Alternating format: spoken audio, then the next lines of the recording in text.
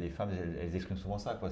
Certaines voient même, genre, il y en avait une qui disait que elle garait sa voiture, elle avait toujours des petites flaquettes d'alcool fort, elle en buvait une en cachette et elle rentrait chez elle. Et même son mari ne savait pas qu'elle prenait cet alcool fort tous les jours, quoi, une ou deux. Alors ça respecte les quantités, hein. C'est deux, mais c'était tous les jours, c'était chronique, elle ne pouvait pas s'en passer. Et ça lui permettait effectivement, sinon elle craquait, quoi. Enfin, donc il y avait des choses sous-jacentes, évidemment. Et souvent, toutes les femmes qui viennent, en tout cas dans Souvero, c'est souvent derrière un problème de couple un peu caché. Donc elle dit oui, je vais pas bien, mais ouais, je bois, et puis mon mari, et souvent le problème du mari vient souvent. Et les hommes, après, eux, c'est souvent plus le professionnel, beaucoup de pression au boulot, des restaurateurs, ou des gens qui sont très liés à l'alcool, qui ne peuvent pas s'en passer, quoi.